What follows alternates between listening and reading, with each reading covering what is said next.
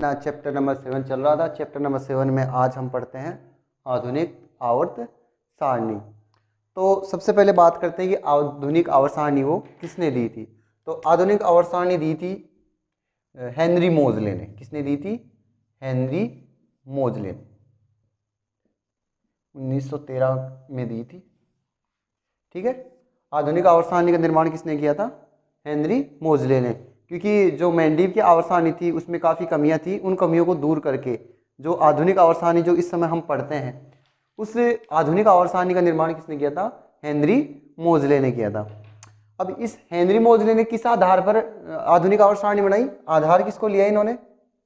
आधार की बात करें तो इन्होंने आधार लिया था परमाणु क्रमांक, एटॉमिक नंबर या परमाणु संख्या को अपना क्या बनाया? आधार बनाया।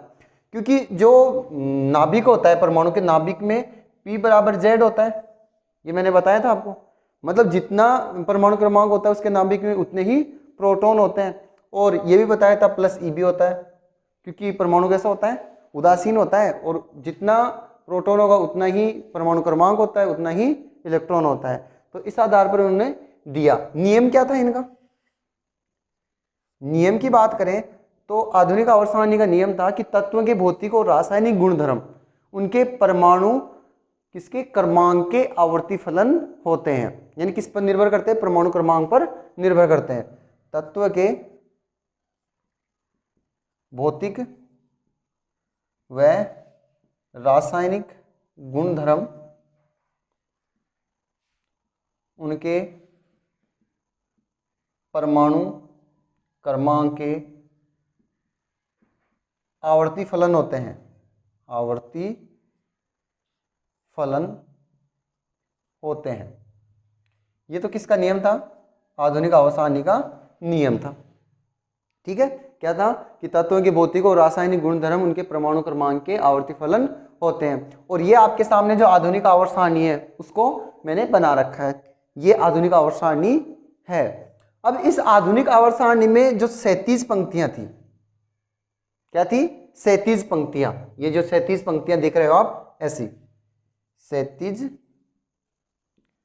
पंक्तियां, ये 37 पंक्तियां। इन 37 पंक्तियों को हम कहते, इन्होंने क्या कहा था? आवर्त कहा था। ठीक है। जो हेनरी मोजले ने था, हेनरी मोजले ने अपनी आधुनिक आवर्त सारणी में जो 37 पंक्तियां थी उनमें जो 37 पंक्तियां थी उनको क्या कहा? आवर्त कहा। और इन आवर्त की संख्या कितनी थी? 7 थी।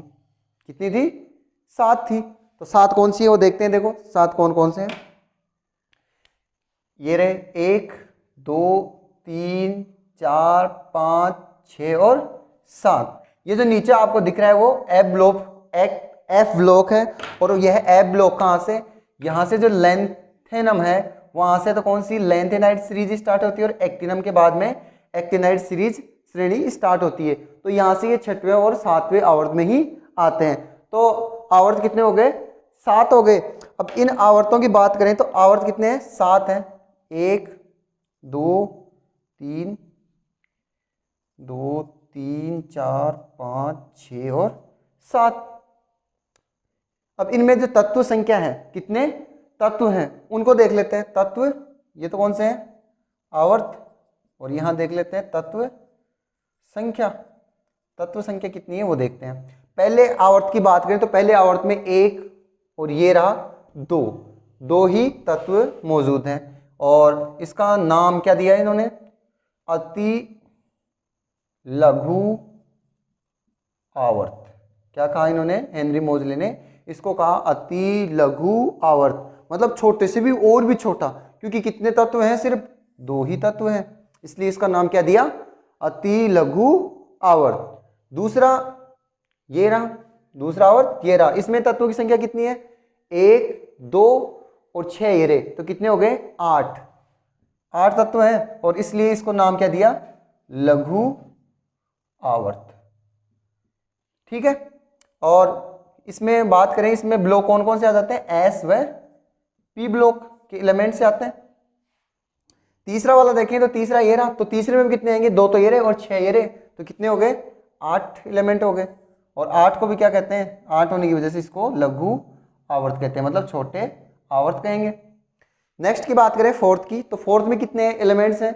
2 ये रहे, 10 ये रहे, कितने हो गए 12, और 6 ये रहे तो कितने हो गए 18 हो गए, 18 हो गए।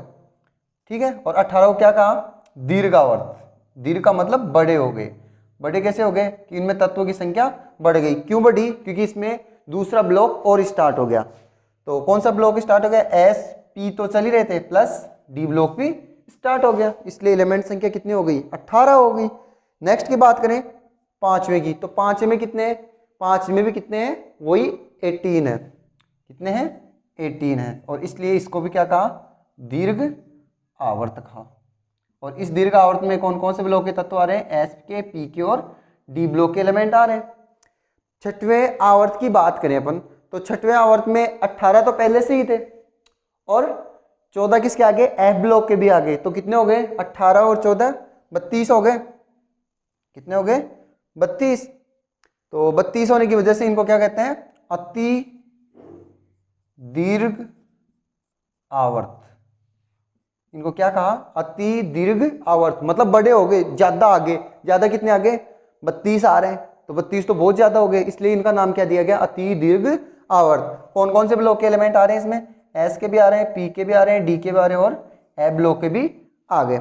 और सातवें आवर्त की बात करें तो सातवें में भी एस ब्लॉक भी है, पी ब्लॉक भी है, डी ब्लॉक भी और ए ब्लॉक भी है। मतलब कितने आ गए टोटल?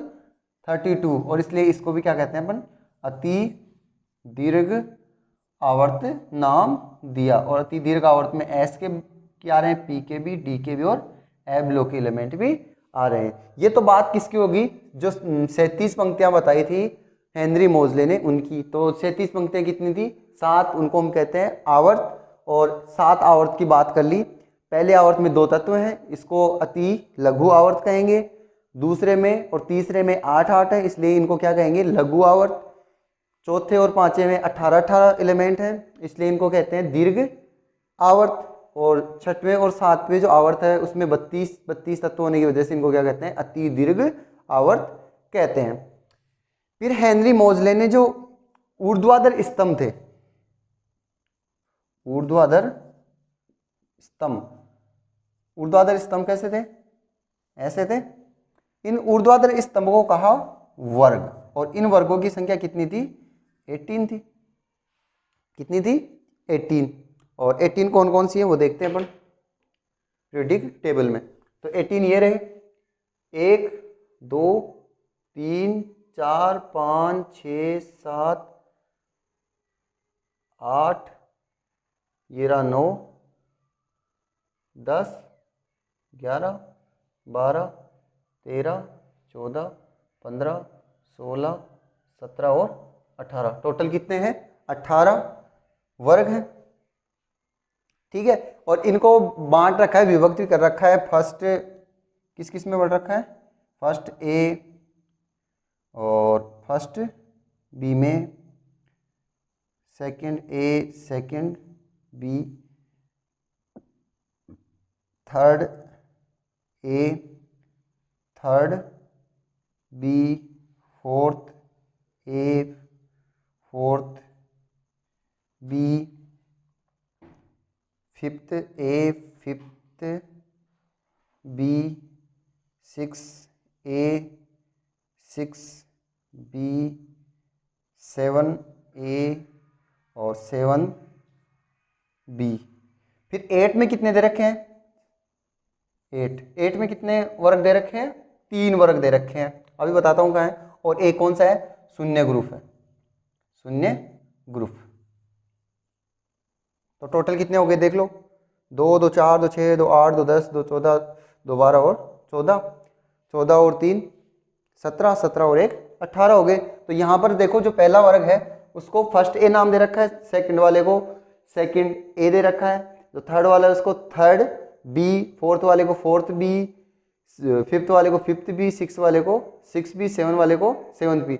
8 9 और 10 इसको कितना दे रखा है? 8वां वर्ग नाम दे रखा है। और 11 और 12 को फर्स्ट ए और फर्स्ट बी दे रखा है, और 13 को सेकंड ए दे रखा है, 14 को फोर्थ ए, 15 को फिफ्थ ए, 16 को सिक्स ए दे रखा है, 17 को और 17 को 7a दे रखा है। और जो 18 वर्ग है, 18 वर्ग को क्या कहते हैं? शून्य ग्रुप कहते हैं, नोबल गैसें या उत्कृष्ट गैसें कहते हैं, या शून्य ग्रुप। शून्य ग्रुप क्यों? क्योंकि ये किसी से क्रिया नहीं करता, अक्रिय होता है, किसी से क्रियाशील नहीं होता है। दूसरी बात करें कि यहाँ पर जो प्रत्येक वर्ग होता है, प्रत्येक वर्ग के जो सारे के सारे जो एलिमेंट आपको दिख रहे हैं, सारे के सारे तत्व होते हैं, उनके बाह्यतम कोषों में जो इलेक्ट्रॉनिक विन्यास होता है वो क्या होता है? समान होता है। इलेक्ट्रॉनिक विन्यास क्या होता है? बाह्यतम कोष का, ठीक है, बाह्यतम कोष का जो इलेक्ट्रॉनिक विन्यास होता है, इलेक्ट्रॉनिक विन्यास, वो सारों क्या होता है? समान। और इस इलेक्ट्रॉनिक विन्यास समान होने के कारण इनकी सारों की संयोजकता भी क्या होती है? समान होती है। क्या होती है? संयोजकता भी समान होती है। क्योंकि संयोजकता का पता कैसे चलता है? संयोजकता का पता इलेक्ट्रॉनिक विन्यास से ही पता चलता है, और इलेक्ट्रॉनिक विन्यास ही समान है तो इनकी संयोजकता भी समान रहेगी। जैसे बात करें अपन, जैसे आपके सामने ये फर्स्ट वर्ग है, तो फर्स्ट वर्ग के बाह्यतम कोष का इलेक्ट्रॉन विन्यास क्या हो जाएगा? NS1 हो जाएगा इन सभी का। और NS1 है तो यहाँ पर इनकी संयोजकता कितनी होती है? +1 होती है। तो यहाँ पर हाइड्रोजन की भी +1 होगी, लिथियम की भी +1, यानी कि जो सारे के सारे यहाँ तक फ्रांसियम तक जो हैं उन सभी की इलेक्ट्रॉनिक विन्यास का जो बाह्यतम कोष में जो इलेक्ट्रॉनिक विन्यास है वो सेम रहेगा, और इनकी संयोजकता भी समान रहेगी। N क्या है? ये आवर्त संख्या है। यहां पर बात करें कि इस दूसरे वर्ग की जो संयोजकता कितनी होती है? +2 होती है। तो यहाँ पर सभी की संयोजकता समान होगी। यहाँ पर 13 की बात करें तो 3 होती है, 14 की + की 4 होती है, 15 की -3 होती है, और 16 की -2 होती है, 17 की -1 होती है, और 18 की क्या होती है? 0 होती है। नोबल गैसें होती है या शून्य ग्रुप कहते हैं, इनकी संयोजकता भी क्या होती है? 0 होती है। ठीक है, ये तो बात होगी किसकी? 37 पंक्तियों और ऊर्ध्वाधर स्तंभों की बात हो गई। अब इसके बाद में हम जो बाह्यतम कोष में, जिस कोष में जो इलेक्ट्रॉन जाते हैं, उस कोष में इलेक्ट्रॉन जाने की वजह से इस आवर्त सारणी में 4 ब्लॉकों को, जो 4 ब्लॉकों में विभाजित कर रखा है। तो वो 4 जो ब्लॉक हैं वो समझते हैं। उससे पहले एक चीज और बताऊं मैं, ब्लॉक बताने से पहले, जो वर्ग और आवर्त होते हैं उसमें आवर्त सारणी में किस साइड से किस साइड जाते हैं वो देख लें। सबसे पहले बात करते हैं आवर्त में, और आवर्त में बात करें तो आवर्त में आवर्त सारणी में किस साइड जाता है? ये तो आवर्त सारणी की कौन सी होगी? बाईं साइड होगी, और ये दाईं साइड होगी। तो हमेशा आवर्त में किससे? बाएं से दाएं ओर चलते हैं, और बाएं से दाएं जाने पर इलेक्ट्रॉनों की संख्या बढ़ती है, क्योंकि जेड बढ़ता है। जेड कैसे होता है? यहाँ पर हाइड्रोजन है तो यहाँ पर helium, lithium, beryllium, boron, carbon, nitrogen, oxygen, fluorine, neon, sodium, magnesium. क्योंकि जेड बढ़ रहा है तो जेड बढ़ेगा तो श्योर सी बात है कि ई भी बढ़ेंगे, इलेक्ट्रॉन संख्या भी बढ़ेगी। यानी कि आवर्त में, आवर्त सारणी में किस तरफ से किस तरफ जाएंगे? बाईं तरफ से दाईं तरफ जाते हैं, और बाएं से दाएं जाते हैं तो किस क्या होता है? इलेक्ट्रॉन की संख्या बढ़ती है। ठीक है, वर्ग की बात करें, वर्ग एक ही वर्ग में अगर ऊपर, एक ही वर्ग में कहां से जाया जाएगा? ऊपर से नीचे की ओर जाया जाएगा, ऊपर से नीचे, क्योंकि वर्ग एक यही है तो यहां से क्या जाएगा? ऊपर से नीचे। एक ही वर्ग में कहां से? ऊपर से नीचे जाएंगे, और ऊपर से नीचे जाने पर कोषों की संख्या बढ़ती है, मतलब n बढ़ता है। नीचे जाने पर कोषों की संख्या बढ़ती है, कोषों की संख्या बढ़ती है। ठीक है, समझ में आया? आवर्त सारणी में जो आवर्त होते हैं उनमें बाएं से दाएं की ओर जाया जाता है, और बाएं से दाएं जाने पर इलेक्ट्रॉनों की संख्या बढ़ती है, और वर्ग में ऊपर से नीचे जाते हैं तो कोषों की संख्या बढ़ती है। ठीक है, अब देखते हैं कि जो बाह्यतम कोष में जो इलेक्ट्रॉन जाते हैं उसके अकॉर्डिंग आवर्त सारणी में कितने ब्लॉकों में बांट रखा है? 4 ब्लॉकों में बांट रखा है। S block, P block, D block और F ब्लॉक। ठीक है, सबसे पहले बात करें इनकी स्थिति, कहां पर स्थित होते हैं ये तो देख ले पहले। आवर्त सारणी में जो S ब्लॉक है, S ब्लॉक किस साइड है? ये कौन साइड है? बाई साइड है। तो ये जो फर्स्ट और सेकंड होता है वो S ब्लॉक के है, तो S ब्लॉक किस साइड है? बाई तरफ है। पी ब्लॉक की बात करें तो पी ब्लॉक ये रहा, और ये पी ब्लॉक कौन सी साइड है, ये दाईं साइड है। तो पी ब्लॉक कौन किस साइड होगा, दाईं तरफ होगा। ठीक है। डी ब्लॉक की बात करें तो डी ब्लॉक कहाँ है, बीच में स्थित होता है, आवर्त सारणी में बीच में स्थित होता है, मध्य में। और एफ ब्लॉक की बात करें तो एफ ब्लॉक कहाँ है, नीचे की ओर स्थित है, एफ ब्लॉक नीचे की ओर स्थित है। ठीक है। फिर बात करते हैं इनके दूसरे नाम में, अन्य नाम। तो अन्य नाम कैसे हैं कि एस ब्लॉक को हम कहते हैं क्षार धातु, फर्स्ट वर्ग को क्या कहते हैं, क्षारीय व और क्षारीय मृदा धातु, मृदा धातु। फर्स्ट वर्ग को क्षार धातु और सेकंड वर्ग को क्षार मृदा धातु कहते हैं। पी ब्लॉक के जो सारे तत्व हैं उनको कहते हैं मुख्य तत्व या निरूपक तत्व। क्या कहते हैं, मुख्य तत्व या निरूपक तत्व। डी ब्लॉक के जो एलिमेंट होते हैं, डी ब्लॉक के एलिमेंट को कहते हैं संक्रमण तत्व, संक्रमण तत्व। और ए ब्लॉक के तत्वों को कहते हैं अंतः संक्रमण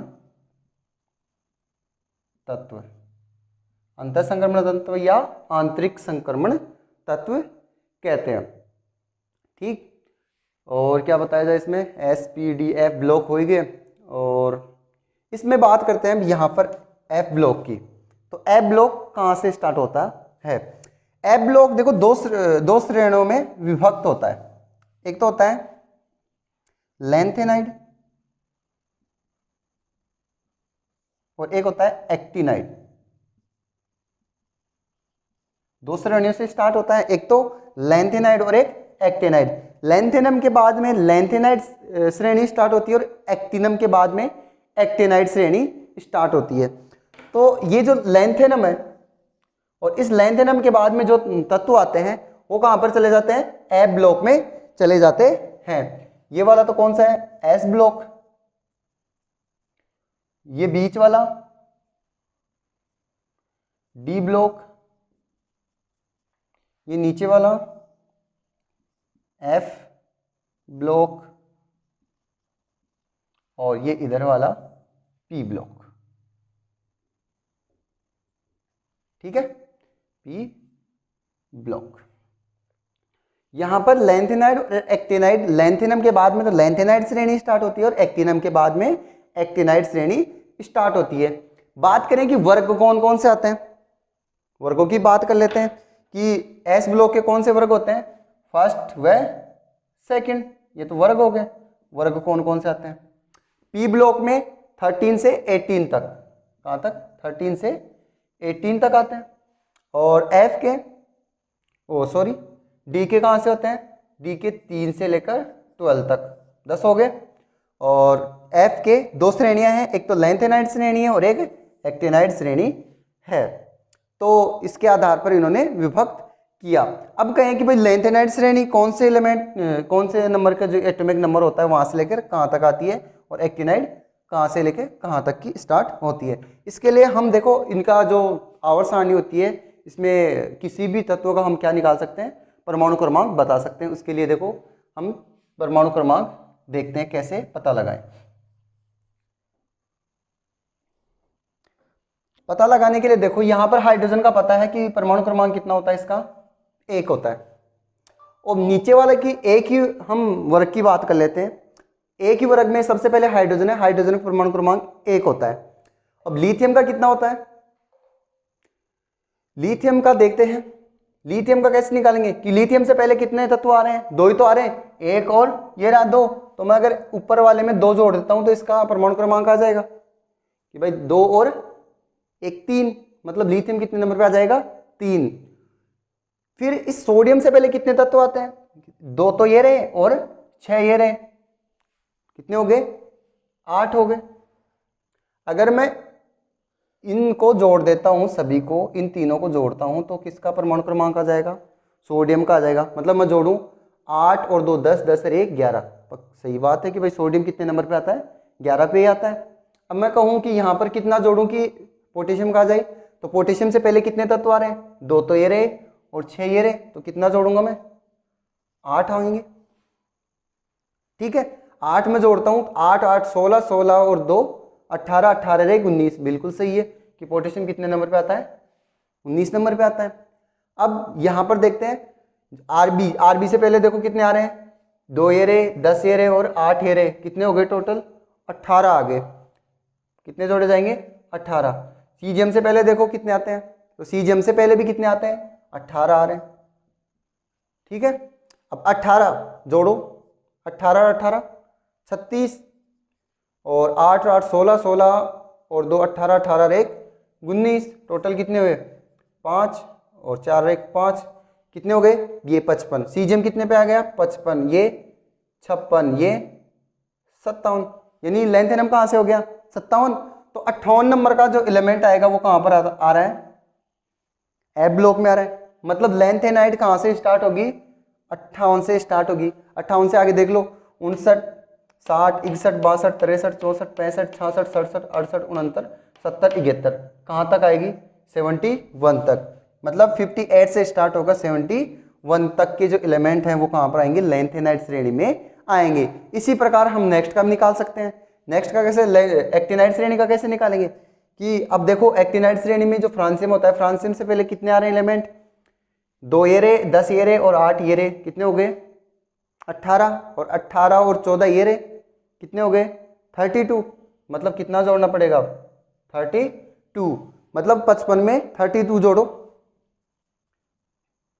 55 में 32 ऐड करूँ मैं, 7 8, कितने आ गए फ्रांसियम, कितने में आएंगे 87 पे, और ये 88 आ जाएगा और ये 89।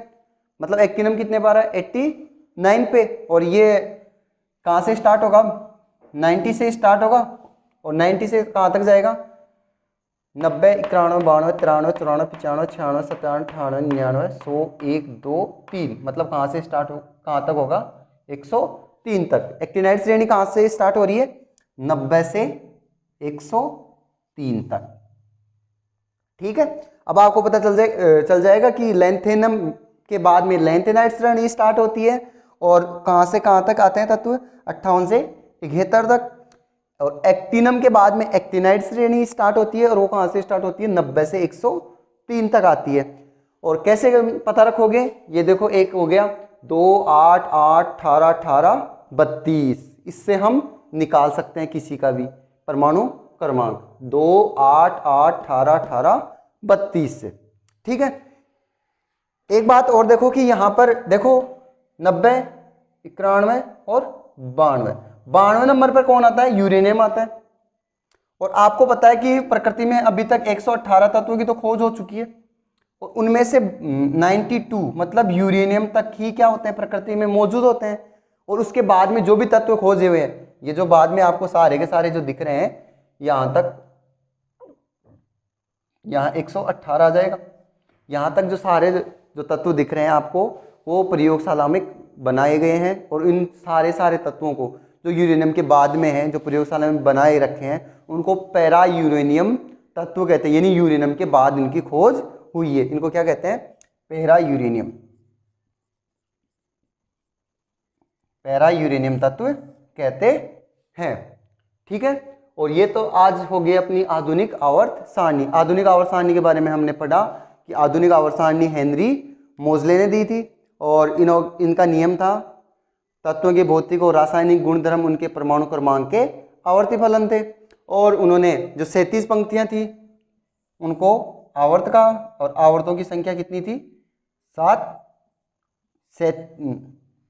37 पंक्तियां, और ऊर्ध्वाधर स्तंभ थे, ऊर्ध्वाधर स्तंभ को क्या कहा वर्ग, और इनकी संख्या कितनी थी 18 थी। और बाह्यतम कोश में जो इलेक्ट्रॉन, जिस बाह्यतम कोश में जो इलेक्ट्रॉन जा रहा है, उसके आधार पर आवर्त सारणी में कितने ब्लॉक बांटे गए, 4 ब्लॉकों में बांटा गया इसको, एस पी डी और एफ। एस ब्लॉक बाईं तरफ होता है, इनको क्षार धातु क्षार मर्दा धातु बोलते हैं। पी ब्लॉक दाईं तरफ होता है, इनको मुख्य तत्व या निरुत्पक तत्व भी कहते हैं। डी ब्लॉक बीच में स्थित होता है आवर्त सारणी में, और इनको संक्रमण तत्व कहते हैं। ए ब्लॉक नीचे स्थित होता है आवर्त सारणी में, और उनको कहते हैं अंतर संक्रमण तत्व कहते हैं। और क्या बता रहे थे, हाँ, एफ ब्लॉक में क्या होती है, दो श्रेणी होती है, लैंथेनाइड और एक्टिनाइड। लैंथेनाइड श्रेणी 58 से 71 तक होती है और एक्टिनाइड 90 से 103 तक होती है। प्रकृति में 92 ही तत्व होते हैं। उसके बाद में जो भी तत्व हैं वो पैरा यूरेनियम तत्व होते हैं जो प्रयोगशाला में कृत्रिम तरीके से बना रखे हैं। और दूसरी बात, एक चीज और देख लें, जो आधुनिक आवर्त सारणी में एक जिगजैग लाइन में क्या पाए जाते हैं, उपधातु पाए जाते हैं। क्या है ये, उपधातु। जो मैंने सर्किल बनाया है वो सारे के सारे क्या हैं, उपधातु हैं। उपधातु के मैं नाम लिख दूं। उपधातु क्या होते हैं, जिसमें धातु और अधातु के दोनों के गुण मौजूद होते हैं, वो क्या कहलाती हैं, उपधातु कहलाती हैं। और उपधातु के नाम हैं, देखिए, उपधातु। उपधातु का मतलब जिसमें धातु के गुण भी हो और अधातुओं के भी गुण हो, जिगजैग लाइन में पाए जाते हैं आवर्त सारणी में। और उपधातु हैं, उपधातु की ट्रिक हो जाएगी वैसे, बोले शिव जी ऐसी तेरी पोली। ठीक है, तो भोले शिव जी, तो भोले से बोरोन, शिव जी से सिलिकॉन, गैलियम और आर्सेनिक और एंटोमनी, टेलुरियम और पोलोनियम। ठीक है, क्या हो जाएगा, भोले शिव जी ऐसी सब तेरी पोली। ऐसे हम कुछ भी ट्रिक बना सकते हैं, आप खुद भी बना सकते हैं। और बाकी इस आवर्त सारणी के लिए जो ट्रिक के है, उन ट्रिकों के लिए हम एक अलग से एक वीडियो बना लेंगे ताकि एक एक ट्रिक को हम अच्छी तरह से समझ पाएं। तो उसके लिए हम एक अलग से वीडियो बना लेंगे। तो उपधातु कहाँ पर स्थित होती है, आवर्त सारणी में एक जिगजैग लाइन के रूप में मौजूद होती है जिसमें धातु और अधातु के गुण मौजूद होते हैं। इन उपधातुओं की जो बाईं साइड होती है, ये बाईं साइड हो गई, इस बाईं साइड सारे के सारे क्या पाई जाती हैं, धातुएं पाई जाती हैं। क्या होती है, धातु। और दाईं साइड क्या होती है, सारी की सारी अधातु। यानी आवर्त सारणी में जो बाईं तरफ होती है इस जिगजैग लाइन के, वो सारी की सारी क्या होती है, धातु। और दाईं तरफ जो भी होती है उनको क्या कहते हैं, धातु होती है। ठीक है, तो हमने आज आधुनिक आवर्त सारणी के बारे में पढ़ लिया है, कंप्लीट हो गई है और हम इससे आगे कंटिन्यू करते हैं। Thank you.